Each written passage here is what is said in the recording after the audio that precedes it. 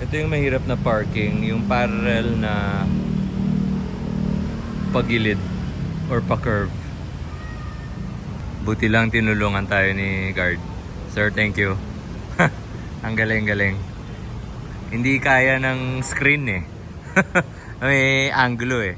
Pero I guess as drivers, kailangan natin pag-aralan rin yung patagilid or pa-curve. Hindi lang puro straight.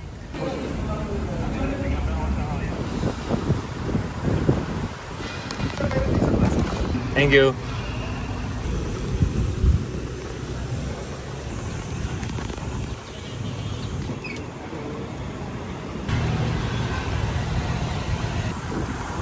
Sa Rockville Garden ako ba yan? Kamusta ako? Okay. Ooh, hello. Wow. Rachel. Uy, may pagkain. Let's start rolling. From the street food stalls of Bacolod to the culinary capitals of the world, this person I'm gonna introduce to you, he has steered and he has grilled and he has plated his way into Filipino hearts. There's gotta be a secret here. And so, he's a chef, he's a surfer, he's an adventurer, he's a storyteller, he's a public speaker, and he's an inspiration to many. We're turning the heat. I'd like you to express your appreciation with me by welcoming a very special guest of ours, JP Anglo. Thank you. Hey, Chef, thank you very much. Thank you. Gusto kong umiyak sa intro mo. Yeah, that was really touching, Uncle. Thank you. Thank you. And you flew all the way from Dubai just to guest here? Yes. Alam mo kung bakit tuwang-tuwa ako nandito siya? Huh. Binigyan niya ako ng Dubai chocolate. Ayan. There you go. Daming mga taong kumukuha ng culinary arts and wanting to be where you are. Can you tell me a little bit about your journey from what made you decide to enter into the food business and what was the turning point that made you choose this course? Okay. Uncle, before I answer that question, let me say first that being a chef is not easy. I mean, what you see is the byproduct. I mean, what you see right now is 10%. 90% we're all failures and we're all burns. It's a profession that's not for everyone. But if you're good at it, then go for it. Kumbaga, di ba? Parang, it's the only thing I'm really good at. So, wala na akong... Hindi na ba? So, I attribute my evolution to the people I surround myself with. So, and you're one of them. You're sort of like my new age mentor. You're my salt and pepper mentor na lang. It's my love language to sort of like make people happy, to give them hope, to... I don't know, maybe it's from my angkong. Yeah. I didn't tell you this, no? No, I never knew about that. My angkong was a very, very, very well-respected, well-loved man in our hometown in Bacolod City. Si Oscar Anglo. Si Kong Leng. Oscar Anglo Sr. Dad and the Anglo family, if you're watching this, I am doing my best in my own little way to sort of like carry the legacy of our angkong. So you got it from him, wanting to make people happy. Yeah, and it just so happened to be food. Food, right. I've never told you this, but I have something to confess. I've never liked the impression of nakikita ko sa TV kasi if you can't stand the heat, get out of the kitchen and then barking orders, nagmumura and everything and throwing tantrums. Sabi ko, bakit ganun ang leader sa kitchen? Until I met you. Ganun rin ako dati. I guess I was talking to a chef the other day, naka-age ko rin, and I was telling him, back in the day, I was this and that. He stopped me. Hindi niya na ako tinuloy. We were all once like that. Oh. Parang ganun. And I guess, Uncle, that was then. Now it's different. So, yeah, I mean, if my cooks sees this, siguro, bakit nagbago yan? But what are the reasons why nagbago? what are the factors that forces you to adapt also? I guess, syempre, experience, Mhm. age, wisdom, being a dad. Mm. I think also being a dad is the strongest sort of like turning point or well, first of all, meeting my wife, I think I really toned down because without like a equalizer, 'di ba? You're just going. Mm. Hindi mo alam may natamaan ka na pala Oh, or correct, marami ka correct, nang natamaan kasi correct. dire-diretso ka Oo lang nga, para kang oo freight nga. train. Oh, it's not just about food, it's about everyday life, no, and living. And nakikita ko you're a very deeply committed family man. I am, surprisingly. Considering a surfer ka, tapos sportsman ka, and everything. And by the way, I hope you'll forgive me. Kasi very casual ka, nakasiwa ako eh. So I think I have to remove this one. No. Para hindi ako... Ako ngayong, ito na ngayong nagdikwelyo talaga ako ngayon eh. Kasi Francis Kong to eh. There's a trend that's happening right now.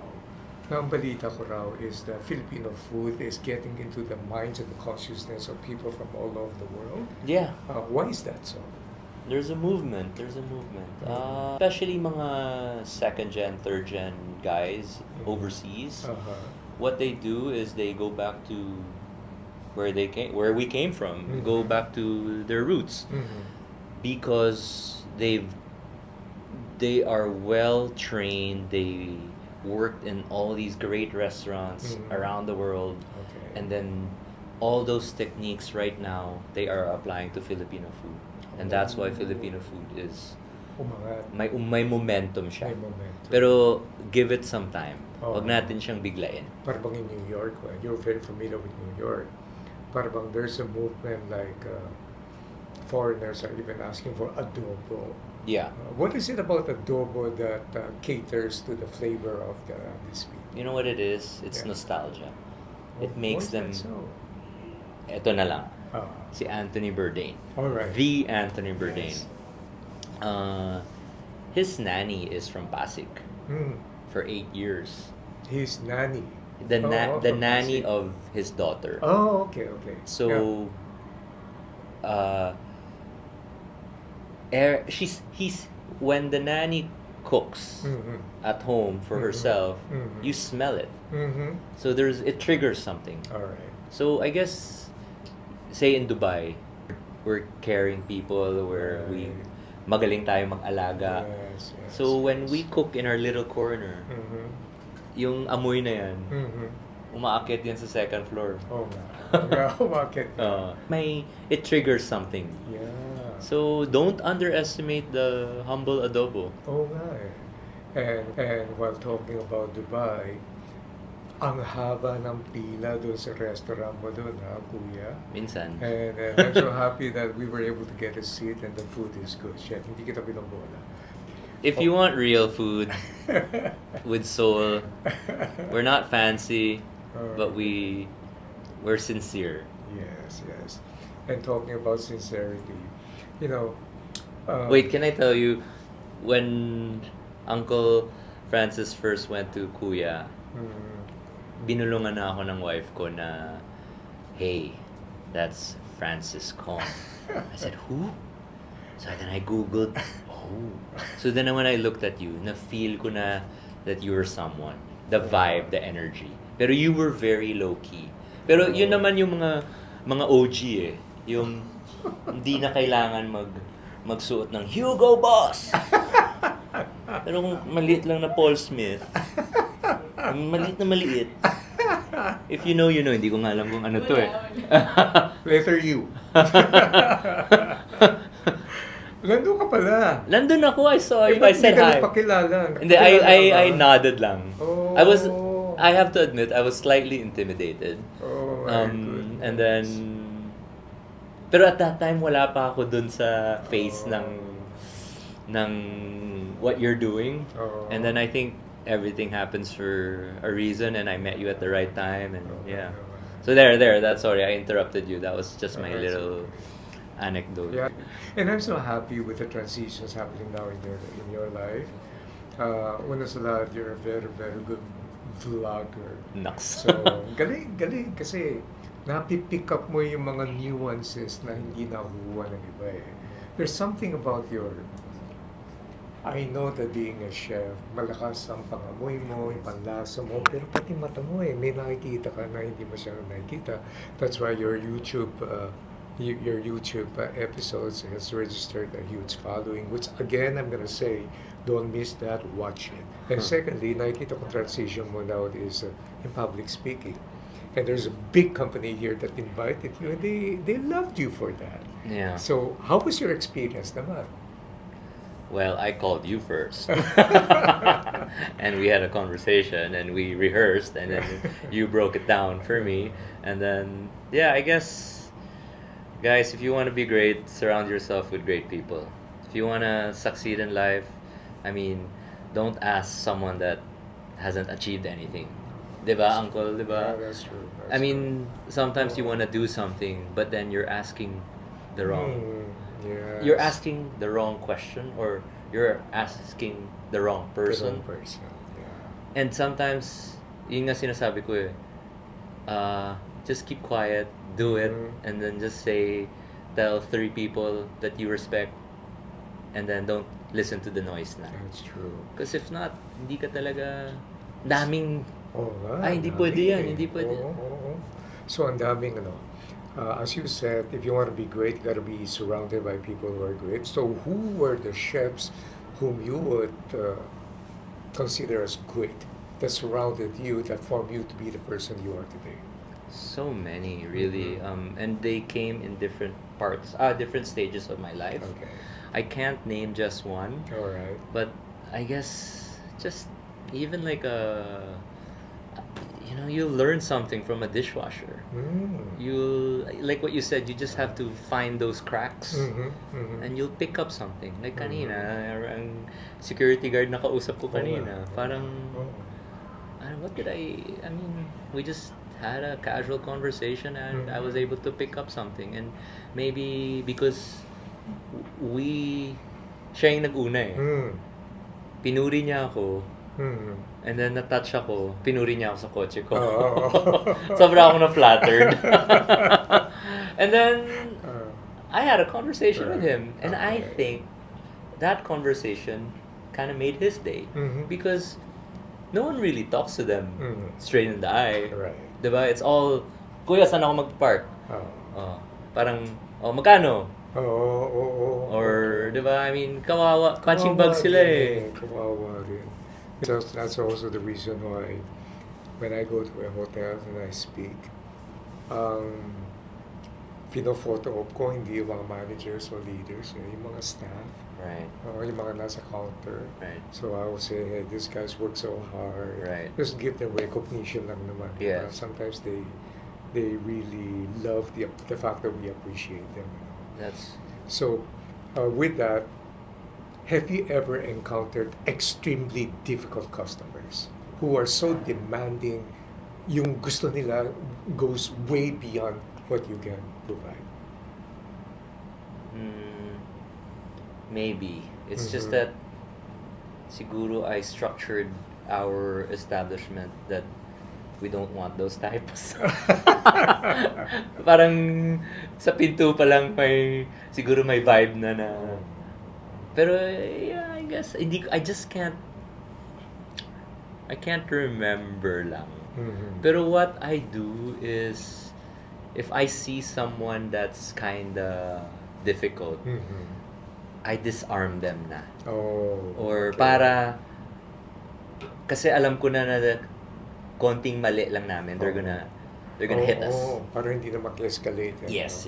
So I try to diffuse na sa simula pa lang. Kung meron man, I'll tell you off cam. Now, I remember when this huge musician and the star, Yeah. nang dumating, ikaw yung na-cater. Right. Is it okay to mention her name? Yeah. Yeah, Olivia Rodrigo. Diba? Simple lang, Olivia Rodrigo. Who's she anyway? So, si chef ang nag-cater. And she herself is a very kind and nice person. And we're also proud of her kasi parang brand ambassadors for the Philippines. Yeah. But did you notice na iba yung iba yung star, pero madalas yung napapaligiran ng mga tao cannot be the same as kind as her, di ba? Yes, yes, yes. Did you have a hard time during that time? Kasi iba rin yung expectation na ako, gordyado ko itong star. Yeah. So you gotta treat me like her also. No, I remember I treated them equally. Okay. You know, I gave them I gave them gifts, but I guess they're just doing their jobs, and someone needs to be the bad cop, someone needs to be the good cop, and they're just protecting her. And Okay. I mean, I understand Right. how it works, and Uh-huh. but with that like level, Uh-huh. na Hollywood level, there's Yes. so many layers na. Oo. And it's a good learning experience though. Alright, Para siguro God gave us that opportunity so that Mhm. we can if say given the opportunity, given the chance again, we know how Mhm. to carry ourselves Yes. in a better fashion. Mhm. Because for us that was one of the first na Mhm. parang uy, Hollywood level, iba pala to. Iba yan. Oo, parang uy, ibang league to. So that means ikaw dapat ang maging flexible. Yeah, I learned this from a seasoned waiter in Dubai. He's from Sri Lanka, I believe. Mhm. Anish. Mhm. Sabi niya, you have to read the person. Mhm. Even though, example, ikaw, kasi he's been working that restaurant for like 30 years. Mhm. Sabi niya example, si Sir Francis, he's not the same every day. Sometimes he's tired. Right. Sometimes he's hungry. Uh-huh. Sometimes he's happy. Alright. So you, as the server, should read him. Mhm. And that's how you equalize everything or like temper everything. Galing. Galing. Galing. Like, sabi ko, grabe, no? Sometimes answers are just under your nose. Exactly. You know what makes that significant kasi yung rendering excellent customer service, you can render it if you follow a script. Pero mababaw. But if you take an extra effort in reading the person, understanding where the person is coming from, the word that we commonly use for that is called empathy. Empathy. Then yung level of engagement deepens a lot. No? Right. Oo. There's one chef that told me, Mm. si Hatam Matar, he's a friend of mine in Dubai. Mm.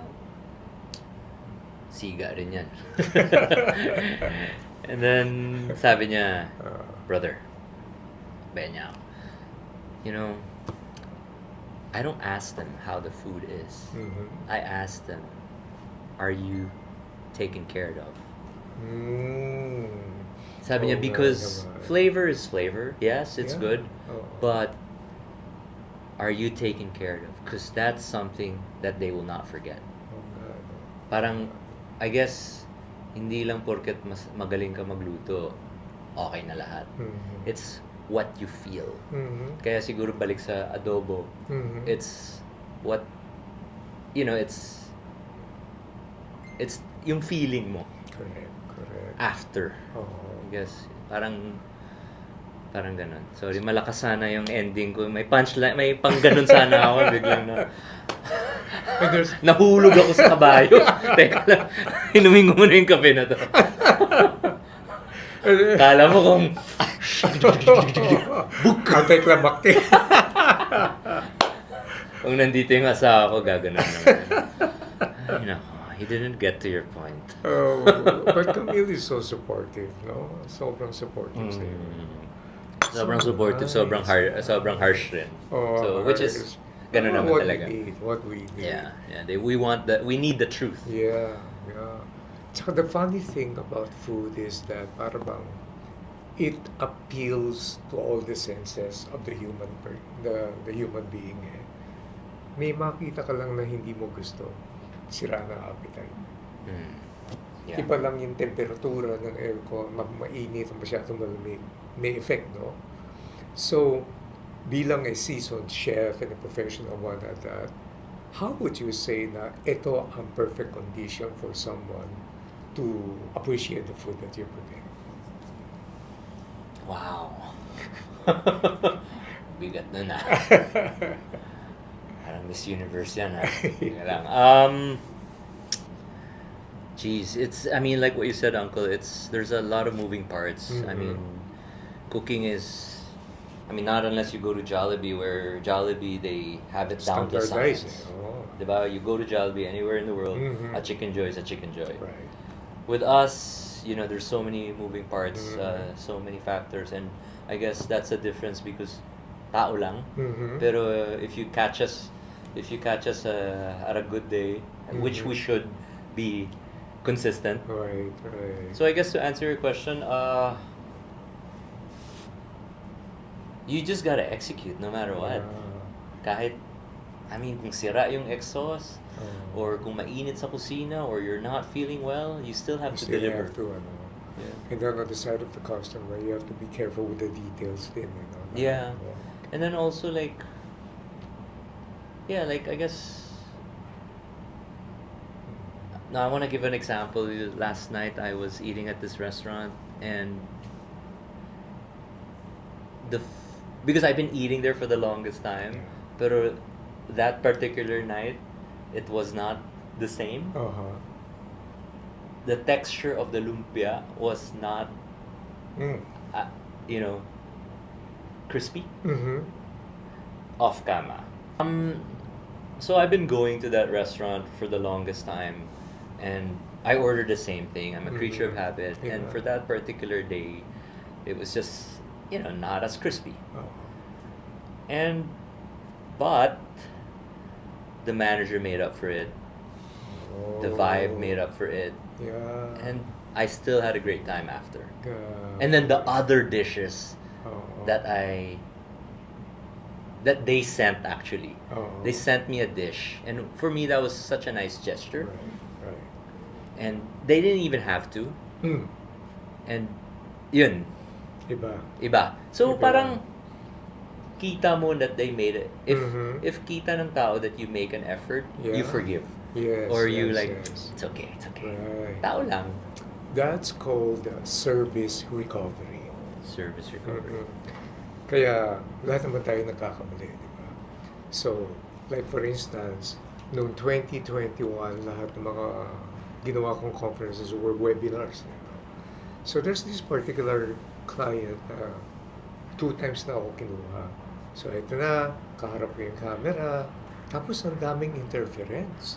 So yung mga nanonood at nakikinig sa akin, they were so distracted. Mhm. So we can easily say na internet connection, wala sa control namin.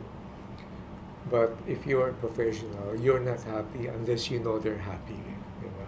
So I said, okay, I apologize for what you're going through and you've experiencing this unfortunate event. And I talked to the organizers, do another one and don't pay me for that. No? Yeah. So it's the same principle there. Yeah. And sometimes, kung sino yung na-offended na customer, pag nakita nga yung kinukwento mo, you make an effort to recover, yan ang magiging faithful customer mo for life. Yeah. That's what I always tell my wife. When there's a problem, there's an opportunity. Right. And like what you said, it Mhm. can be, that opportunity can be a lifetime thing. Correct. It can be, you can gain loyalty from Mhm. that. Mhm. First problem, then opportunity, then it's how you handle it, then meron ka ng, I mean, Yes. loyalty is Right. difficult to achieve, right? There's also one thing unique about you that I really, really appreciate. Hindi kita pinabola and that's not my style. But I have to give you credit for what I see you doing. You have opened up yourselves and you're not stingy. Hindi ka swapang sa kaalaman mo. You shared with others. In fact, you collaborate with other chefs also. And I think that's how I got to know you through my son, who's also in the restaurant business. No? So, would you say that this is something that's unique to you na nung araw hindi masyadong ginagawa, pero ngayon, the industry now is opening up for collaboration wherein chefs help each other? Yeah, Mhm. yeah. right now it's all about that kasi Mhm. we learn from each other. Mm-hmm. That's the purpose of it, Yeah. to like learn from each other. Mhm. I actually remember earlier I was telling you na lately I Tagalogin ko na lang para hindi maintindihan ng iba. Kasi sa the I was supposed to do a pop-up with this one restaurant. But then parang it wasn't collaborative. Uh-huh. I say this in in the most respectful way. It's just that their market wasn't ready for Filipino food. And I told the owner, I said, "Hey man, I think wag na natin pilitin." Kasi they wanted to temper us. Oh. So, wala nang maiiwan sa atin. Correct. So, hindi na siya. I mean, what's the point of collaborating kung if it's 20-80, dapat 50-50, di ba? Oh. So, and then, we were gentlemen. Parang it was a very nice way of saying, sige, let's not do it. And parang I think the respect with each other lumaki. Because he took it very well, I took it very well, and then no offenses. And then he said yung ending niya, let me know when you're ready. In my mind, let me know when you're ready. If your heart is right and the other one hindi masyado, not in a bad way, but there should be chemistry. Medyo nagbe-blend din yung dalawa. Yeah. Now I want to shift my talk towards what are the lessons you've learned now that you're a father? Oof. Parang in my position, parang you can make or break someone's day. Even like just at work, diba? Like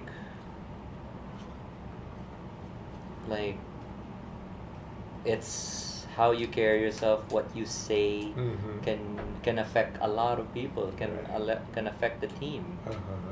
And so I'm very mindful of that now. I guess being a dad, parang bigla kang sabi nga, ano bang may nainom ba ako? Or bakit ang bait ko? Minsan inunahan ko na lang yung tao kasi I see it that they wanna, it's like a thought bubble of theirs. He's a different person than before. He used to be an asshole. This guy used to be a prick. And now he's nice. Then I just, inunahan ko na. Kasi they would ask how is it, what's the feeling of being a dad? I'm a better person. Pero tapos na yung usapan. Sige. The other day, it's my job to be firm and strict. As a leader, I'm not like this. I'm serious.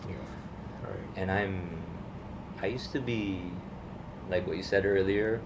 I used to be that. I used to be an asshole. Parang walang preno. What changed lang is ngayon I'm not that, pero I'm firm. So the other day, I'm not proud of it, pero I had to do it because I had a very complicated employee, and I had to break him first for us to fix him, because we tried everything. Then sabi ko, and I don't know, like deep down I feel like I feel him. I feel somehow hindi naman I don't feel good about myself, pero I feel that he's sad. Deep down, I know that I had to do it. And I told him point blank when I was speaking to him. I said, look, I'm gonna be completely honest with you because I'm not attacking you. This is for your own good. Maybe down the road you'll thank me. Now you're crying in front of me. You feel devastated, whatever. But, for your own good. Fast forward, he's trying. So, I teach on leadership, diba? So I've met different kinds of leaders. There's the autocratic leader, there's the laissez-faire leader. Alam mo yung mga taong leader, kunyari, delegate, pero tamad lang naman. I've met so many different kinds of leaders. Pero the best leadership timpla or formula I've seen, especially if you are the business owner, is you have to be firm, but you also have to be fair. Yeah. So when there's firmness and fairness on an equal part, people will understand. And then instead of hating you for treating them like that, it gives them enough time to reflect. Hindi naman si boss fair naman sa akin pero ito siguro I need to improve.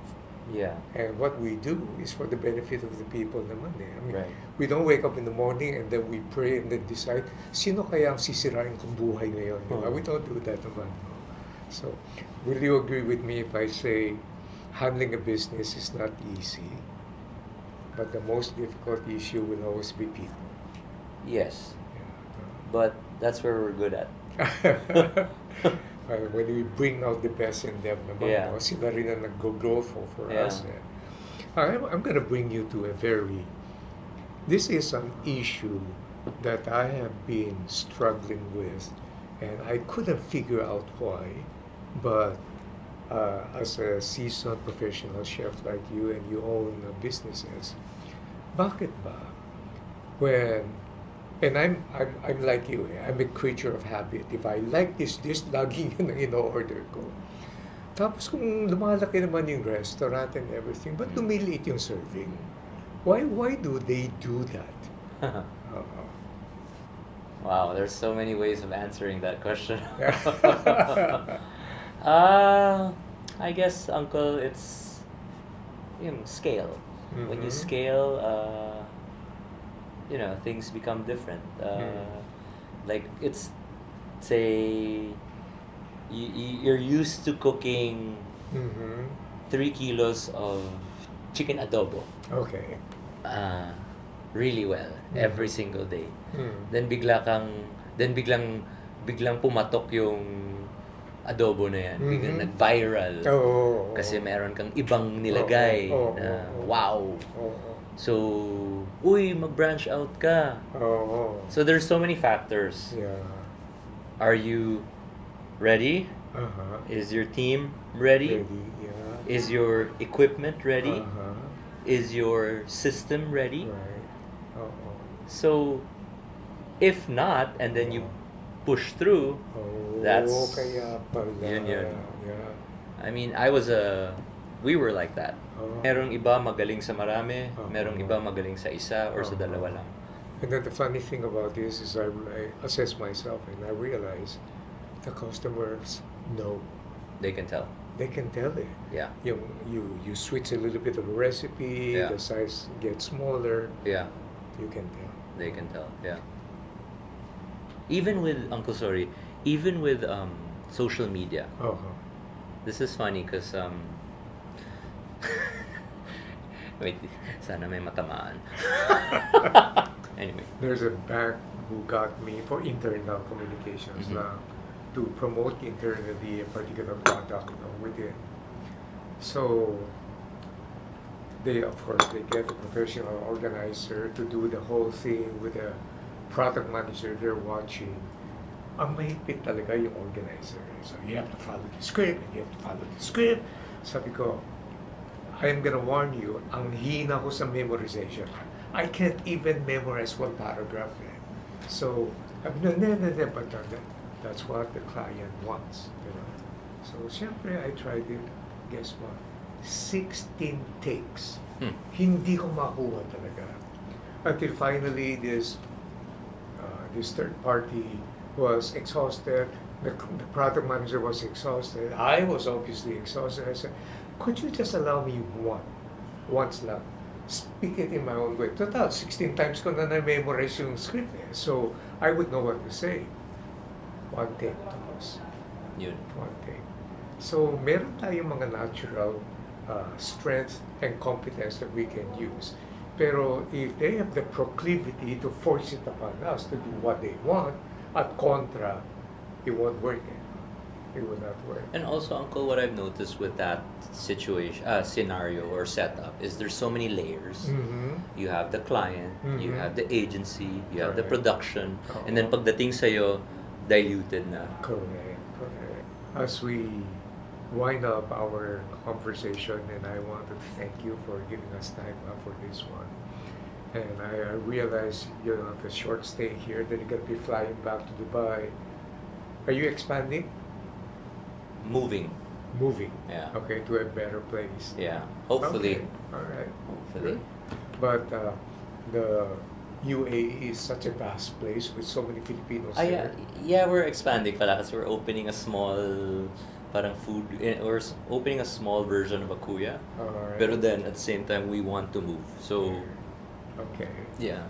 Well, tell me your convictions. What made you think of opening in UAE and not just thinking about scaling here locally?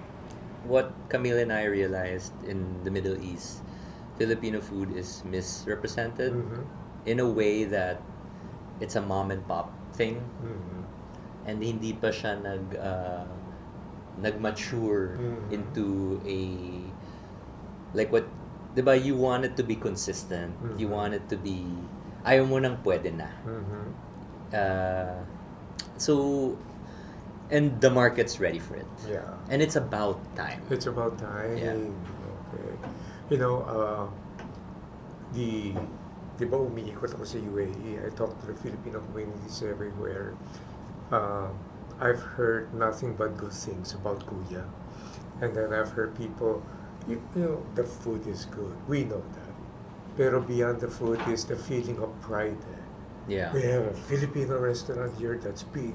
Alam mo yung mga kumakain dito, mga foreigners, you know, that's something money cannot buy. Diba? Yung goodwill and being well represented. It's a nice feeling to be well received, Mhm. and it's you know I mean it takes a lot of hard work and a lot of humility also Mhm. to balance everything. Right. It's a nice feeling that that people are proud of you, Mhm. but at the same time it's also a nice feeling that you example naman baliktarin mo naman Mhm. like a few days ago si Jokoy pumunta. Oh, So, oh. yung feeling nila sa amin, yun Oo. naman yung feeling namin Oh, kay Jokoy. kay Jokoy. So, it parang umiikot lang Mhm. and it keeps everyone Right. inspired Yes, and happy. yes, everybody's happy. If you were food, how would you describe yourself? Are you Japanese food? Are you Asian food? Are you Mediterranean? Or how would you describe yourself? Deep down, I'm Mhm. Chinese. Deep down because it's my comfort food, Talaga. Cantonese food. Alright. In the surface, of course, 100% Filipino. 100%. It abruptly ended because naubusan ako ng battery. So, wala tayong ending ulit. So, I guess kung ano yung nakuha nyo sa usapan na yun, yun na yun. Alright, thanks guys.